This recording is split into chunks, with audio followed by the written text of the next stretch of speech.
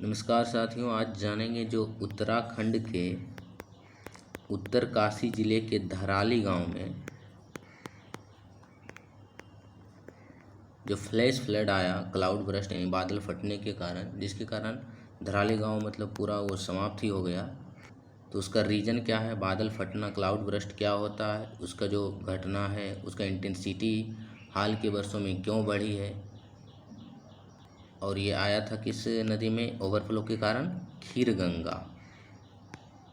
खीरगंगा एक नदी है जो कि उत्तरकाशी धराली गांव के निकट बहती है।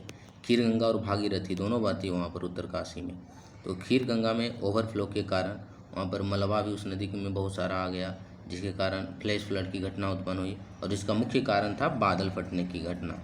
क्या होता है बादल फटना?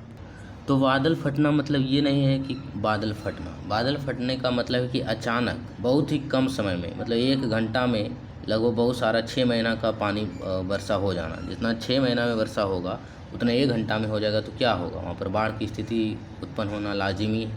तो उसी को बोलते हैं क्लाउड बर्स्ट, और उसी के कारण फिर फ्लैश फ्लड उत्पन्न होता है। तो बादल फटना क्या है? बादल फटना, या इसको इंग्लिश में बोलते हैं क्लाउड बर्स्ट। क्या होता है ये? बादल फटने की घटना मैदानी इलाकों में नहीं हो सकती है, ये जनरली होती है पहाड़ी इलाका में। कौन कौन सा क्षेत्र? पहाड़ी इलाका, जहाँ पर बादल फंस सकता है, यानी कि माउंटेनियस क्षेत्र या माउंटेनियस रीजन में हो सकता है। तो पहाड़ी इलाका कहाँ है भारत में? तो हिमालय के जो दक्षिण में जितने भी राज्य हैं, जैसे कि उत्तराखंड हो गया, यूके उत्तराखंड, जम्मू कश्मीर हो गया, और लद्दाख हो गया, हिमाचल प्रदेश हो गया, और उत्तर पूर्वी राज्य जैसे अरुणाचल प्रदेश वगैरह में भी पहाड़ियाँ हैं, तो वहाँ भी बादल फटने की घटना हो सकती है। और बादल फटने की घटना जनरली मानसून के ही दिनों में होती, क्योंकि आर्द्रता उस समय अधिक होती है, ह्यूमिडिटी वायुमंडल में अधिक होता है। तो आईएमडी यानी कि जो भारतीय मौसम विभाग है, इंडियन मेट्रोलॉजिकल डिपार्टमेंट, उसके अनुसार इसने डिफाइन किया है कि बादल फटना क्या है। जब उन्होंने कहा कि जब 30 वर्ग किलोमीटर में या इससे कम क्षेत्र में 100 mm पर आवर वर्षा हो जाती है, 100 mm 1 घंटा में वर्षा हो जाती है, कितना बड़ा क्षेत्र में? मात्र 30 वर्ग किलोमीटर या इससे कम क्षेत्रों में, यानी कि 1 घंटा में 100 mm वर्षा हो जाती है, तो उसको बोलेंगे बादल फटने की घटना है वहाँ पर। यानी कि अचानक बहुत कम समय में बहुत सारा वर्षा हो जाना, वही है बादल फटना। तो बादल फटने की घटना हिली रीजन में होता है। क्या होता है? हिली रीजन में बहुत सारा पहाड़ी होता है, जैसे इस प्रकार पहाड़ी इलाका है, और यहाँ पर एक गांव बसा है मान लिया जाए। तो यहाँ पर बादल पहले कैसे बनता है ये जानते हैं। मान लीजिए ये वाटर बॉडी है, वायुमंडल में जितना भी गैसीय रूप में प्रेजेंट है मॉइस्चर या आर्द्रता या ह्यूमिडिटी। तो मानसून के दिनों में क्या होता है, ह्यूमिडिटी अधिक होता है, टेम्परेचर भी अधिक होता है, और वायुमंडल के ऊपर का टेम्परेचर कम होता है। तो यही सब कुछ कारण है बादल फटने का। तो मान लीजिए वाटर बॉडी है, जल का निकाय है, तो यहाँ पर टेम्परेचर, सतह का टेम्परेचर अधिक रहता है, तो वाष्पन अधिक होता है। वाष्पन अधिक होगा तो पानी जो है गैस रूप में अधिक बनेगा, और ऊपर जाने पर पानी जो टेम्परेचर कम होने के कारण ये संघनित हो जाता है और बादल का रूप ले लेता है।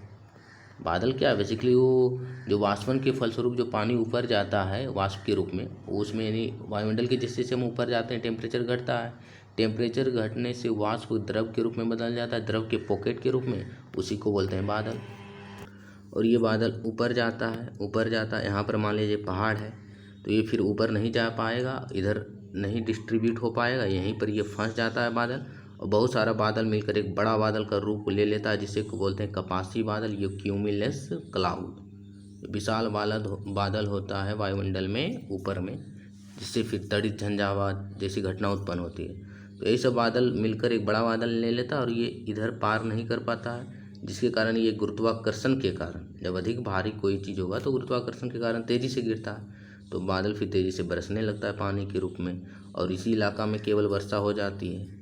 यदि पहाड़ नहीं होता तो बादल इधर उधर डिस्ट्रीब्यूट होता, लेकिन पहाड़ क्या करता है, उसको कैप्चर कर लेता है, और जिससे यहाँ पर अधिक वर्षा होने के कारण उसको बोलते हैं फ्लैश फ्लड। फ्लैश फ्लड मतलब एकाएक बहुत सारा वर्षा हो जाना, जिसके कारण नदियों में जो गाद होते हैं, मलबा होते हैं, वो भी बह जाती है, जो गांव उसके आसपास इलाका जो बसा हुआ है वो भी समाप्त हो जाता है। तो यही है जनरली बादल फटने की घटना। क्या होता है, जैसे पहाड़ी इलाका है, बादल बना, बादल यहाँ पर ट्रैप हो गया, अधिक बड़ा बादल बन गया, गुरुत्वाकर्षण के कारण ये नीचे बरस गया एक ही क्षेत्र में, तो यहाँ पर अधिक पानी उत्पन्न हो जाएगा, अधिक वर्षा हो जाएगी, उसको फ्लैश फ्लड कहेंगे, जो बादल फटने के कारण हुआ है।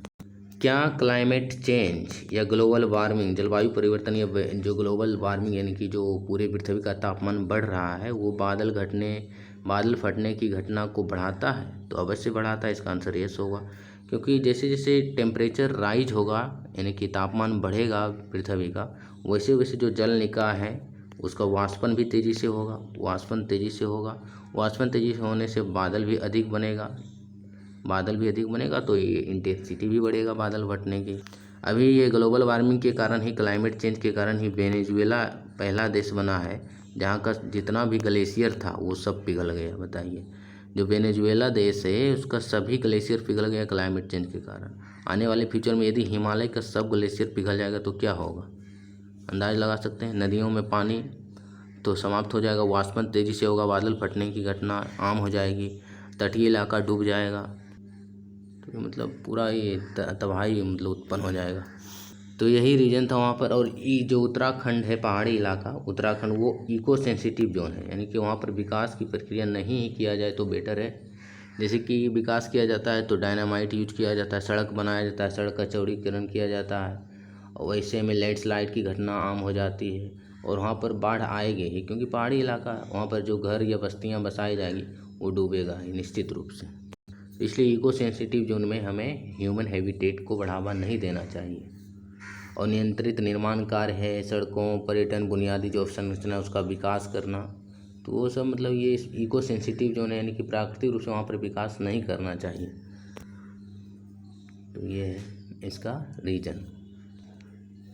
तो बादल फटने की घटना का रीजन क्या है? अधिक आर्द्रता उत्पन्न रहता है हमारे वायुमंडल में, सरफेस टेम्परेचर बहुत ज़्यादा रहता है और ऊपर तापमान कम रहता है, जिसके कारण वो बादल बन जाता है अधिक बड़ा, और पहाड़ी इलाका में ट्रैप हो जाता है और वहाँ पर अधिक वर्षा हो जाती है।